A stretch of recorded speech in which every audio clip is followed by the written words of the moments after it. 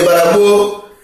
Ọ bụrụ na ụnụ gee ntị n'ihe nwoke a na-ekwu Pericom Okoye, Mezuo wa na ndị Izuọgụ, Ichie Mezuo na ndị Izuọgụ, gee ntị ka ịnụrụ ihe o kwuru. Ọ bụrụ na ịnụghị egwu a, jee na YouTube jee gere ya ka ịnụ ihe ọ na-ekwu n'ọnụ. Ọ bụ eziokwu ka eji mara ndị ọdịnala, ndị omenala, ndị ntọala, ndị nsọala, ndị nsọala Igbo, ndị na-edebe iwu ala Igbo. Ọ bụ eziokwu ka eji mara ha.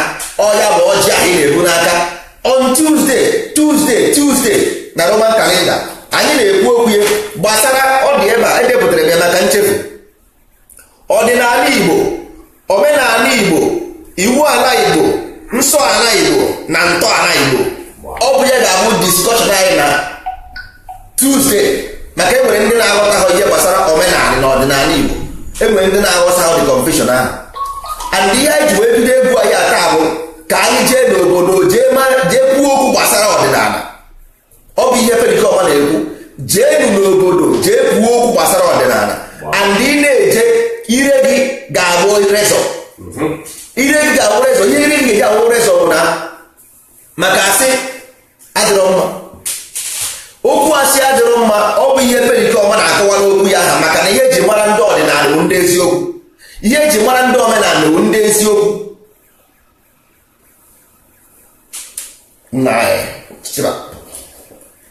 So ihe m na-achọ ịkọwara ụlọ ụmụ ibe bụ na ọdịnala Igbo, ọ bụ ebe ahụ bụ the concept of life we live, the concept of life we live as ndị eziokwu na ọdịnala ka ọ dị. Ọ bụ ọsọsọ na na-ekwu maka ọdịnala, the characteristic of ọdịnala, ọ bụ ya bụ educational system na ọdịnala Igbo. And ọdịnala mụrụ give birth to omenala. N'ime omenala ka ị ga-akụzi iwu ala, nsọ ala na ntọala. Ọ bụ ise ka ọ dị. Ọ bụ kọnsept ekwesịrị ịkụziri ndebe anyị.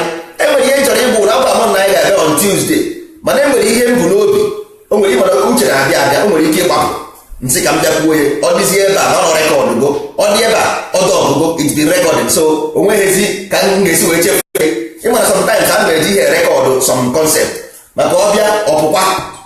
Tupu anyị a na-echegodi, anyị ga-ekenegodi Eke, kene Oye, kene Afọ, kene Nkwụ, kene ikwu na ibe, kene ndị ọkụ na ndị ekene, kene ndị mbụ. Maka ka esi eme ya n'ụwa ka esi eme ya n'eluigwe. Anyị bụ ndị ọdịnala Igbo, ndị ọdịnala. Mana anyị nwaji aka isi na anyị bụ ndị ọdịnala, anyị chọrọ ime innovation. Na ndị anyị chọrọ ime innovation, anyị nwa bụ ndị ọdịnala, ndị kwere n'ihe otu kwuru, ndị na-eme omenala Igbo. Mana anyị chọrọ innovation, anyị nwa bụ ndị na-ekwu na anyị chọrọ innovation. So we want to innovate. O nwere ihe dị n'ime ndị nwa na onwe gị na-eme ọdịnala, so ịdọkịa anyị nwa bụ ndị ọdịnala, so anyị chọrọ innovation. Innovation anyị na-ekwu okwu bụ ka anyị gwa ndị be anyị. Ịghọtago, ọ dị ka ndị ụka jiri Baịbụl kpachide ya aka, mana ha ama na Baịbụl bụ level 1, mana ihe gara level 2. Iri dị level 2, ọdịnala bụ level 11. Ọdịnala anyị na-achọ ime innovation bụ level 11. Imagine na ụka bụ level 1 aka na-ekwu okwu, ị ga-agacha level 2 wee ruo 10 wee ruo 11. Ụmụnne m, ka anyị tete n'ụra chi efogo. Anyị na-akpọgo dị ka anyị kenekwe nwanne anyị nwoke si obodo Hitler ka o si bịa, obodo Hitler, ndị German.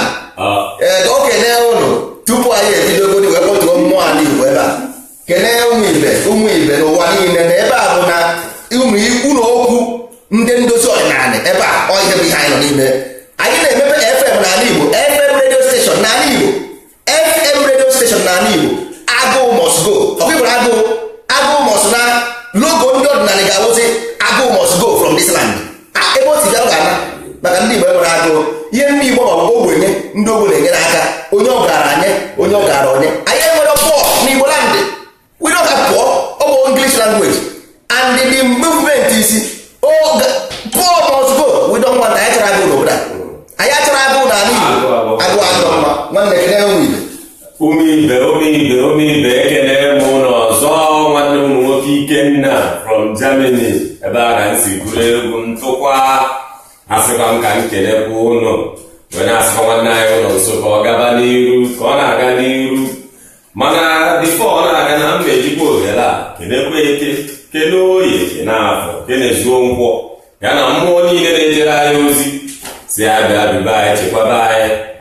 Ụmụ ibe ji ozi ọma bịa gwa m ụnụ na ndị ọdịnala na anyị kwadoro akwado ogwugwu anyị kara aka, ana anyị bụ ya bata gbaa na aka chebiri anyị n'ụbọchị a ihe m na-agbado nnebe ụnọ nnukwu mma ụnọ mma ọ na-agbagharịsị na ihe nsogbu na ụmụnne ndị nke na-achọrọ egwu na eziokwu na ụlọ mma hapụ onye ọbụla na-agbagharị mana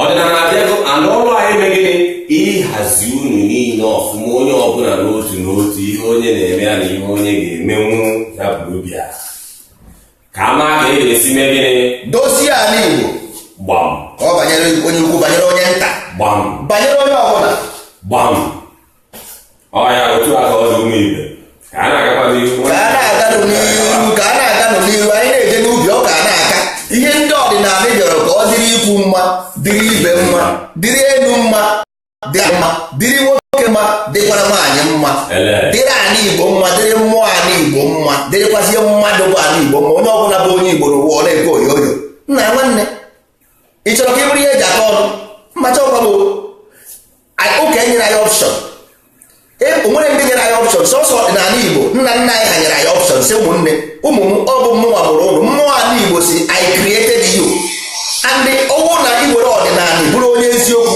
debe iwu ala debe nsọ ala debe ntọala na ala Igbo na aga emepụrụ mmadụ ọzọ kedu ihe ọzọ ihe anyị chọrọ nwanne ọ bụrụ soro unu na-eje ụkwụ unu na-ekwu eziokwu ọdịnala offer you truth ọdịnala offer you everything nyekwuzie gị sọpọtụ ị ga-eji wee bụrụ a human being how to support yourself economically ị hapụ ya na common sense nna ka anyị kwuo na egwu perikọm egen ga enụ ntị n'olu perikọm akọ na ihe ọ na-akọ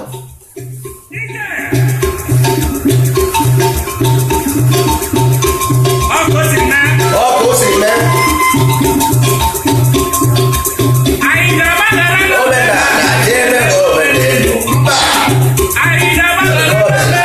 jeme omenelu mba mba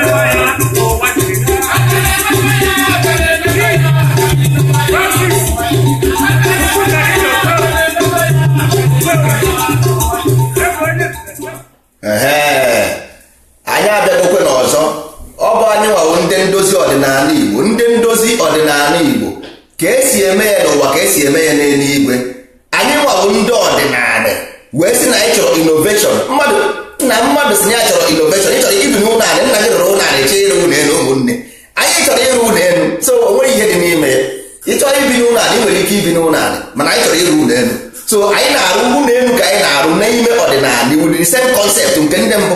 Ọ bụrụ ọkwa corrupt version, maka na every gọọmenti nọ n'ụwa nwere corrupt version. Ihe because otu a ka ọ dị. God, devil, good, evil, right, wrong, otu a ka ọ dị. Ihe ọbụla nwere A nwere B, ihe ọbụla nwere good nwere bad. So otu a ka o si wee dị. So ọ bụrụ maka ihe ọjọọ maọbụ ihe ọma dị n'ime, no, ihe a na-ekwu about natural principle, the philosophy, the concept that guides the ọdịnala Igbo. Ihe a na-ekwu maka ya, ihe anyị chọrọ the concept, ihe anyị chọrọ the concept, mkpụrụ ya, mkpụrụ nọ n'ime ya, mkpụrụ nọ n'ime ya, ọ mkpụrụ nọ n'ime ya.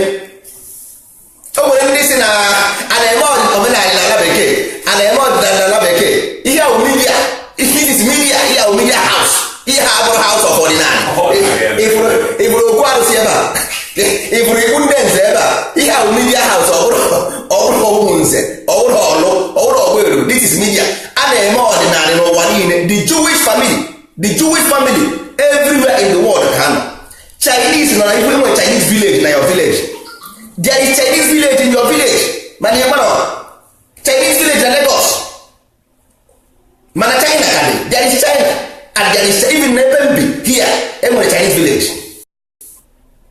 Ndị osi ojii na watch CNN everyday, CNN, BBC ọ bụ onye Igbo mana ọ nọ na Nigeria. Ka ihe a na-eme na Nigeria. Also onye Igbo na-question ihe ọ bụla onye Igbo wetara, every ideology brought by Igbo man must be questioned by ndị Igbo. Must be questioned by ndị Igbo instead of you to support. You know, they question why you never move forward. Why haven't you moved forward? Because of what? If something got bad guru, instead of you to support, give your energy, you go against, you tear the energy into pieces. Why? Why? The question is why? Adamma, why can't you support your own something and be great, be good? Ndozo ordinary give you offer of greatness. Ndozo ordinary give you offer for your ancestry knowledge to be remembered by anybody in the world. Ọbụrụ ndị Igbo is for the world to respect us. Ndị Igbo anyị chọrọ ka ndị ụwa kwanyere anyị ugwu is by the work we do, not by criticizing them. Ọ ga-abụ maka ọrụ anyị rụrụ is for the work we do, we speak for us. Onye ka ndị lawyer si lekwu isa n'ịma ndị Rom, ịmara ndị Rom ahụ ndị Rom na-ada ụda. Ọ bụ ihe anyị mepụtara ka a ga-eji akwanyere anyị ugwu. How do we draw our people towards us or to give them offer? There is a problem in our land. There is a hunger strike. A hunger strike in our Igbo. No hope, hopelessness. Here our target. Can the Bible hope again? Because our concept, everything you see in life is a concept. Our concept, you have to be created and philosophized within a philosophy. No. The issue of heaven and hell, or the condition of the mind. Your present condition is the past experience. You're a cycle. Wow. Fetus in a woman's womb was about the true life. All through son, the life is well in that place. So always cycle that fetus until infected by son. Son, because the life from one life of that fetus, or hit obido bomb your heart, somewhere life nọ n'ime there is life. So ọ bụrụ na ime ọfụma n'ụwa, the frequency size, the level of the frequency and the frequency vibration of the frequency o nwere level. Ọ bụrụ na generate enough level nna nwanne ịbịa ọzọ ịgbada. That is the fact. Onye ọbụla bụla anything contrary to this thing is a declassified information. Unless this your attitude generates enough soul energy to transcend, when you are going down. Heaven and hell is the condition of the mind. So each and every open more is indirectly telling you that your present situation off from back or from your past. So only with a problem, instead of you to generate negative emotion, push your problem worse. No, try to ascend. Because showing you negative image about yourself to generate more negative image, okay, make you be more down, okay, make you more suppressed. You suppress you because you cannot rise when you are angry. Instead of if you are angry, you lose energy. mgbe ọbụla dị angry ike na-agwụ gị wọchịa ya mgbe ọbụla iwe na-ewe gị you lose strength so ị nwere ike because you are angry in nervous you lose your strength otu ọ dị na mmụọ ka ọ dị n'ife that is it simple as ABCD so ọ bụrụ na ị dị high in knowledge the frequency dị low ọ chọkwa recycle ọ ga-recycle na level ọ ga-akọ na the same level because of nna nwanne 100 ọ dị na football if you don't play well if you don't have the best team nwanne you will go to division 2 from division 2 if you ọ bụrụ na imere ọfụma ị gaa division 3 imere ọfụma division 3 then you go to division 1 relegation ịpụ from ihe a na-eme so anyị nọ na relegation already ndị Igbo apụgo from ihe a na-eme anyị nọ na relegation so if you develop negative emotion nwanne you are going to oke ọchịcha ngwere nkịta ebe ị na-eje ego nke to be honest with you hapụ ihe a na-akọ gị nwanne the best thing ị ga-eme bụ try to everything ọ bụla ga-eme generate negative emotion may avoid ihe ka bụ secret of life this is occultic knowledge is a secret of life anything ọ bụla ga-akpọche gị to generate negative emotion avoid them because that is your future life you see from the present the life is a moment from the past you know the experience because yesterday is nothing but memory yesterday is nothing but memory tomorrow is the future then now is the moment yesterday I know yesterday only I know by memory so if you generate negative emotion anything ọ bụla ga-eme gị to generate negative emotion avoid it because ọ bụ now your next life you are seeing your next life now next life you see for you to ascend or descend is the present all the state of consciousness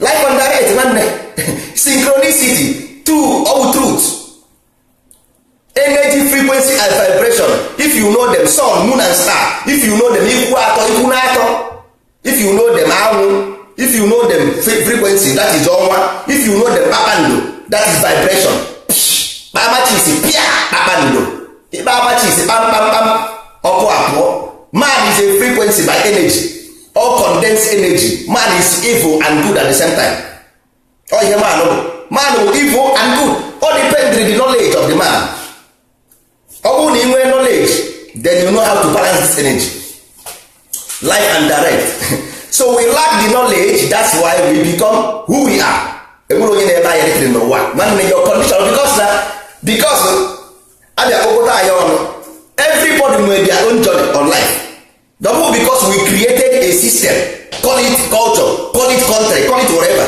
somebody created this system your problem is not my problem so your condition is the condition you created for yourself so if you want to build a state or place to live then we have to educate ourselves to understand this level you have level so don't carry on everybody put in your own condition you cannot put everyone in the same condition can be the witness you created your future you created the life you live through your attitude and understanding of everything of the whole you need to go for people who give you knowledge of life go to them those people who you learn from them how can you make tranquility of your mind take it where relax your mind then the energy can flow energy does not flow front and back no energy flows right angle that is magnetism ndị be ya ha nọ na-atọ ọchịchị na-generate negative emotion at the same time ọ sị na ya ga-rise how can you rise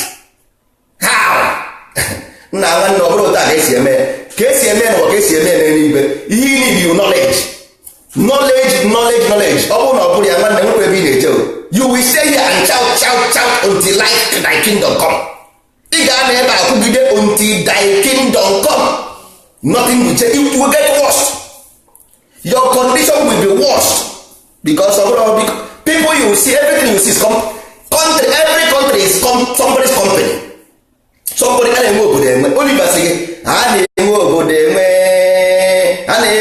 enwe obodo adịghị ka okporo obodo ha na-enwe obodo enwe a na-ezi ozi ọma ndị ozi ọma dịkwa adị 1960 this man they call John Lennon says imagine that no religion ndị mmadụ afọ ya asị onye ara ndị mmadụ saw him as a madman he was killed Today he say one day you will join us. What happened today? When you wake up you begin to you just wake up. People etetego since ụnyaahụ itete gị na agbara mba uru ụda nwee isi oyi enwere ebe anyị na-eje. Anyị wụ ndị ndozi ọdịnala Igbo. Anyị ga-eji ọdịnala Igbo mekwazie ndị Igbo ha mara eche uche, mekwazie ndị Igbo ha dị opportune. Nwanne agrikọlcha dị otoro too much. Anyị na-akọbu ugbo akọ ihe anyị chọrọ ime commercialization. Anyị chọrọ commercialize agriculture so that onye ọbụla na-akọzi ugbo nwere onye ọ ga-eresi ya. We exchange business, we exchange what we produce. Nna nna na-eme eme, we did it before at the olden days, trade by barter. Ineme ife amadịghị oko.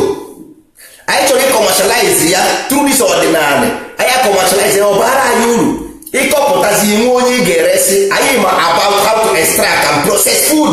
We know them, ndị ọdịnala ma ya, we know them. So we giving you expo. Anyị na-enye gị expo opportunity to get nweta ihe ị na-eri. Ọ bụzi ihe na-agba ọkada n'anya pure water n'anya keke na pep ebe ị nwere fertile land. Ị nwere fertile land na your land, more opportunities. Fije na go to Google if you will see people, you have only agent na-ereta ticket. Ha na-ere ticket to go to Kenya to go and see safari, to go and see go to Obudu Lake. We can create our own tourism. Security, we own security n'Igbo land. Ndị Igbo na ebe ahụ ndị mmụọ ọkwa ndị Igbo na Igbo ọwụ ndị Hausa na ebe ahụ ndị Yoruba ọwụ ndị ọcha ọwụ ndị Igbo nọ there. Then we study this thing. How do we navigate, control the security issue here? Anyị eme an Igbo land dey commercialize ya tourism. We have something for tourism. Ọwụwa sọ ndị Igbo na ebe tourism so wadro.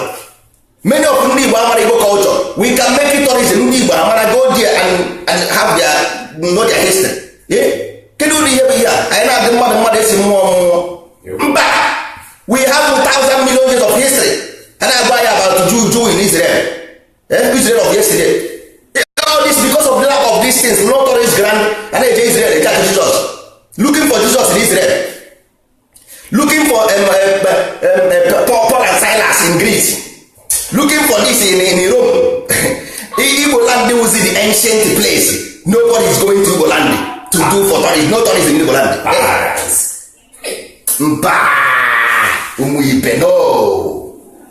No, there must be a change of mind. Anyị kwesịrị change how we live and how we think. Anyị kwesịrị ịma na everything will commerce. We have to know these things. Anyị kwesịrị ịma ya. Let's grow up. Let's enter this game and play the game. Life is a game. If you master the game, the level, you ascend to the next level. I don't have a shout, not complain, only complaining. No. Bring your idea, put it on the table, mastermize them, maximize them. Put the idea on the table and study them, implement them. Talk about complaining does not solve any issue in this life.